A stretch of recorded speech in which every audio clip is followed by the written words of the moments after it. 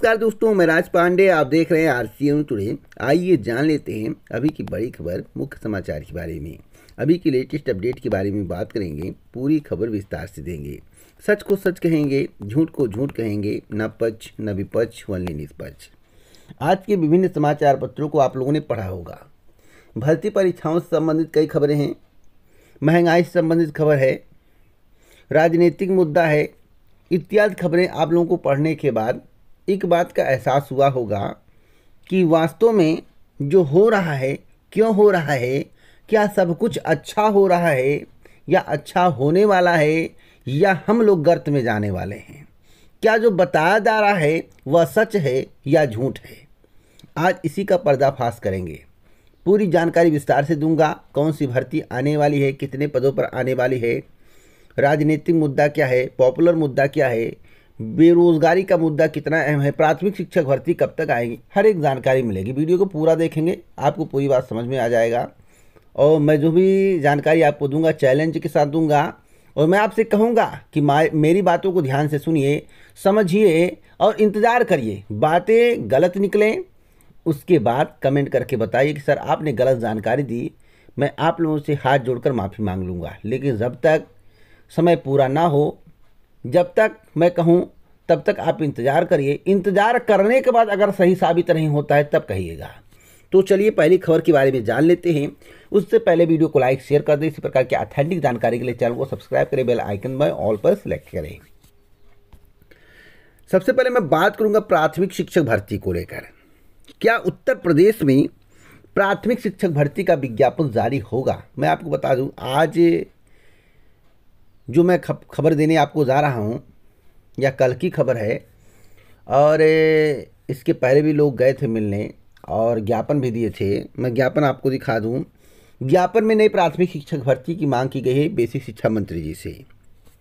युवा नेता हैं, तेज तर्रार नेता हैं, लेकिन मैं एक बात स्पष्ट कर देना चाहता हूं कि बेसिक शिक्षा मंत्री बनने से या किसी युवा को बना देने से उसका पूरा अधिकार नहीं हो जाता है। बेसिक शिक्षा मंत्री जी अगर चाहें कि हम भर्ती 1 लाख दे दें तो भी नहीं दे पाएंगे जब तक मुख्यमंत्री जी नहीं चाहेंगे। मैं स्पष्ट कर देना चाहता हूं। आप अपने स्क्रीन पर जो ज्ञापन देख रहे हैं, यहाँ पर लिखा हुआ डीएलएड संयुक्त प्रशिक्षु मोर्चा उत्तर प्रदेश 2018 रजिस्ट्रेशन नंबर इतना इतना, पवन पांडे प्रदेश अध्यक्ष, मोबाइल नंबर दिया गया है और यहाँ पर लिखा हुआ है 1 अप्रैल 2022, श्रीमान बेसिक शिक्षा मंत्री। यहाँ पर बताया गया है कि प्रशिक्षण प्राप्त कर चुके करीब 8 लाख प्रशिक्षित नई प्राथमिक शिक्षक भर्ती के इंतजार में है। पिछले 3 वर्षों से बेसिक शिक्षा विभाग में कोई नई शिक्षक भर्ती नहीं आई है। डीएलएड परिवार के लाखों लाख प्रशिक्षित दर दर भटक रहे हैं। यहाँ पर बताया गया कि 69,000 शिक्षक भर्ती प्रकरण के दौरान सुप्रीम कोर्ट में हलफनामा देकर यह स्वीकार किया गया था कि 51,112 पद रिक्त हैं। 68,500 शिक्षक भर्ती में करीब 22,000 पद रिक्त हैं। अन्य वर्षों की तुलना में नौनिहालों का प्रवेश पिछले वर्ष सर्वाधिक हुआ एवं प्रत्येक वर्ष लगभग 15,000 से 20,000 शिक्षक सेवानिवृत्त होते हैं। अतः 97,000 भर्ती प्रक्रिया प्रारंभ की जाए। तो फिर मैं स्पष्ट कर देना चाहता हूं कि 97,000 नहीं आएगी। बुरा मत मानिएगा, जो सच्चाई वही बता रहा हूं। आप कह रहे होंगे डीमोटिवेट कर रहा हूं। भैया डीमोटिवेट नहीं कर रहा हूं, सच्चाई बता रहा हूं। 97,000 किसी भी कीमत पर एक मुश्त नहीं आएगी। 2 कंडीशन बन सकता है। पहला कंडीशन 51,112 प्लस 17 कर दें या 22 कर दें। अथक परिश्रम के बाद ऐसा हो सकता है, नहीं तो 22,000 पदों पर भर्ती आएगी, आनी तय है। और जो मुझे जानकारी है, मैं अपनी जानकारी के आधार पे आपको बता रहा हूँ, कई बार बता चुका हूँ कि ज्ञापन देने से बेसिक शिक्षा मंत्री जी भर्ती नहीं निकलवा पाएंगे। और ज्ञापन हमेशा कोरा कागज सिद्ध होता है। हमने बहुत सारे ज्ञापन दिए, हमने बहुत लोगों से बात किया और उनसे जो जानकारी मिली कि हमने हजारों ज्ञापन दिए हैं, आज तक उस पर कोई कार्रवाई नहीं हुई है, ऐसा लोगों का कहना है। और ज्ञापन देने से भर्तियां नहीं आती हैं, जब सरकार की इच्छा होती तब भर्ती आती है। इतना मैं कह सकता हूं कि 5 साल के कार्यकाल में उत्तर प्रदेश सरकार 80,000 से लेकर 1 लाख शिक्षक भर्ती कर सकती है। भर्ती कब तक आएगी? तो इसी वर्ष आएगी, प्रबल संभावना है। सुपर टेट की परीक्षा अक्टूबर नवंबर के पहले होने की कोई संभावना नहीं है। और जो शिक्षक भर्ती आएगी वह जो है 1.5 साल के अंदर कंप्लीट होगी, यानी कि 1 से 1.5 वर्ष लगेंगे शिक्षक भर्ती को कंप्लीट होने में। अगर आप अभी बातों से संतुष्ट नहीं हैं, जब समय आएगा तो मेरी बातों से संतुष्ट होंगे और चैनल को सब्सक्राइब करके जाएंगे, क्योंकि मैं हमेशा प्रयास रहता हूं आपके लिए और सही सटीक जानकारी देने के लिए। अगली अपडेट है महंगाई को लेकर। महंगाई की मार लगातार आम जनता झेल रही है। पेट्रोल आज फिर महंगा हो गया, डीजल फिर महंगा हो गया। मैं आपको बता दूं कि 12 दिन में 10वीं बार पेट्रोल डीजल के दाम बढ़ाए गए हैं।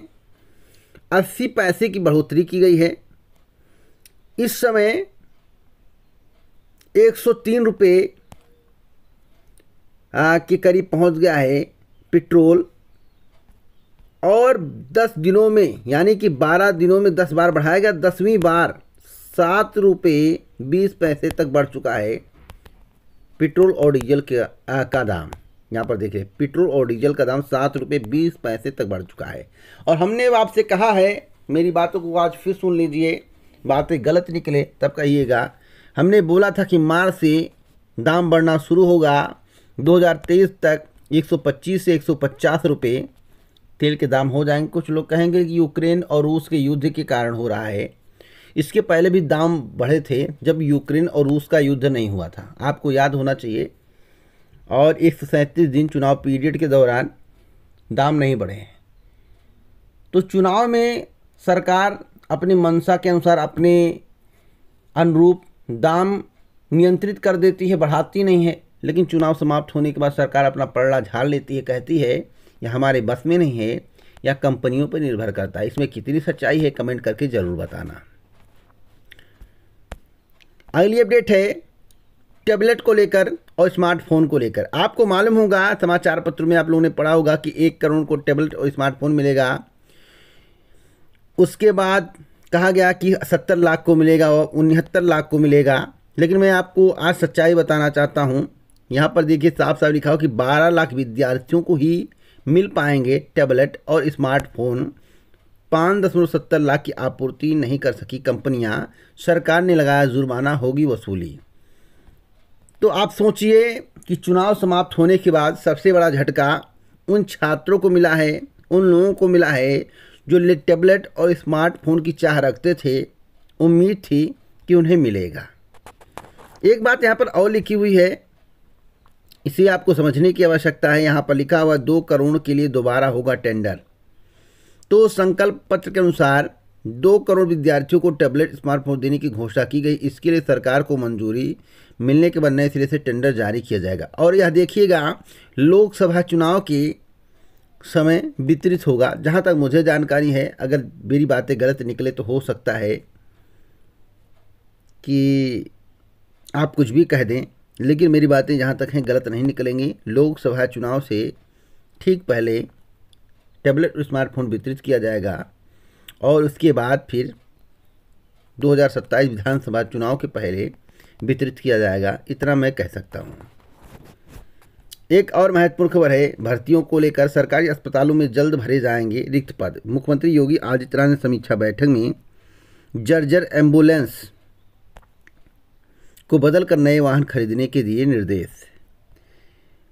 अब प्रदेश में सरकारी अस्पतालों में मेडिकल कॉलेजों में सुविधाओं का तेजी से विस्तार किया जाएगा। इसके तहत अस्पतालों में रिक्त पद जल्द भरे जाएंगे।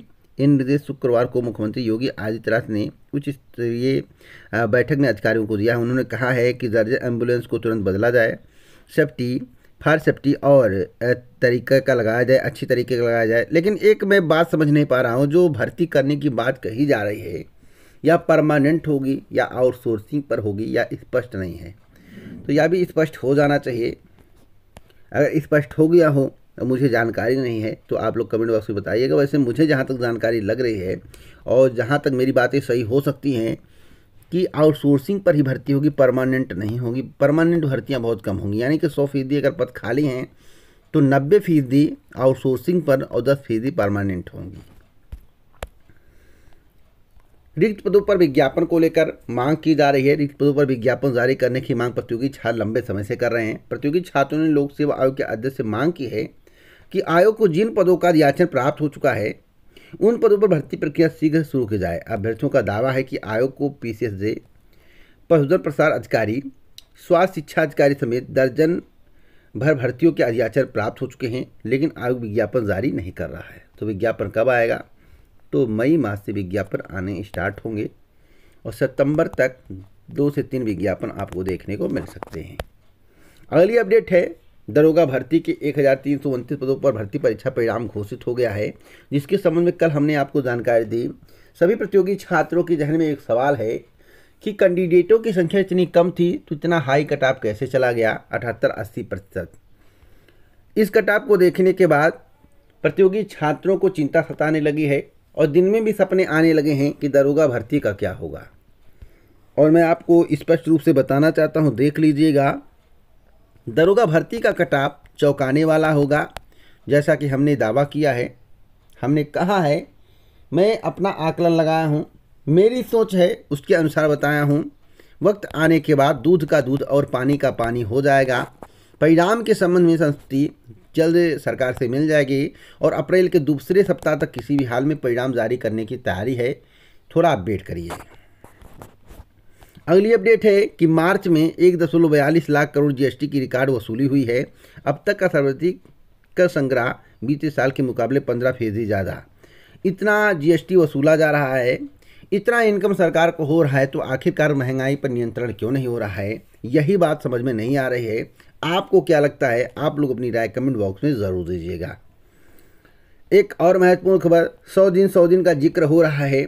आप देखिएगा लगातार समाचार पत्रों में अब 100 दिन का ही जिक्र होगा। 2022 तक 10,000 पदों पर पुलिस भर्ती करने की तैयारी चल रही है। 10,000 पुलिस कर्मियों की भर्ती होगी 100 दिनों के अंदर। तो मैं आपको दावे के साथ कह सकता हूँ, विज्ञापन निकलेगा तो कम से कम 20 से 25 दिन आवेदन होगा।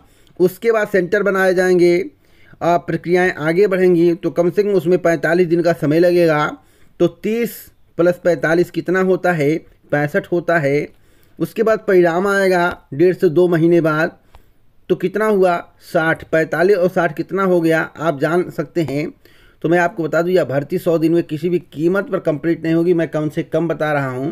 और मैं आपको बता दूं, अगर संविदा पर रखना होगा, आउटसोर्सिंग पर रखना होगा, तो भर्ती 10 दिन में भी और 20 दिन में भी हो सकती है।